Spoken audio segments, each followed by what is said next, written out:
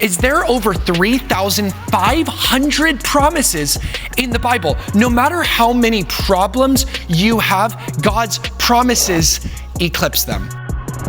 Do you have a lot of problems that you're enduring today? Traumas, dramas, crosses, losses. Sometimes we go through things and we think, how can I have hope in the midst of this chaos? I want to read to you something from Genesis 9:14. It says, "And it shall come to pass when I bring a cloud over the earth," this is God speaking in the story, "that the bow shall be seen in the cloud." Now the bow is referring to both a bow with arrows and specifically in this context, a rainbow. Now the context is there's a flood and Noah endures this tremendous tempest of water, and then God puts a rainbow in the sky, but specifically it's a bow as if he's laying down his arms. Why? Like a bow and arrow. He's like laying down his arms in the sky and he's saying, I am relinquishing my weapons because I'm making peace with you. Now here's the thing about the story of Noah, the flood, when we talk about our own problems as well, as it bears relevance and pertinence and is brought to bear on what we're going through today. This is what's fascinating. Some people say, wait, aren't there other stories in ancient mythologies of floods? Like, don't other cultures have flood stories and even like a guy building a boat? Yes, of course. The Mesopotamians, the Babylonians, the ancient Sumerians, they all had their flood stories. But the thing that makes Noah's story so unique is that this is the only flood story of antiquity where the gods don't wipe out everything and they're totally satisfied when everything is eradicated and everybody dies. This is the only flood story where God actually lays down his bow, the rainbow, the bow for arrows. He lays down his weapon and he makes a covenant with mankind. He makes an agreement, hey, the earth is never gonna flood like this again. Isn't that amazing?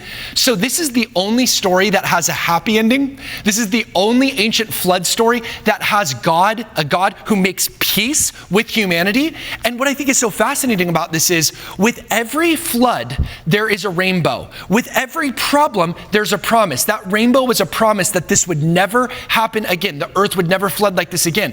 So the reason why I find that encouraging is there are over 3,500 promises in the Bible. No matter how many problems you have, God's promises eclipse them. That's how good he is. That's how good he is. Now notice the bow is pointed upwards. So if you have a rainbow, like a bow and arrow, the bow is pointed upwards. It's as if God is pointing the bow and arrows up at himself, saying, I take this covenant so seriously that it's on me if I break this covenant. Like the bow is pointed upwards at me.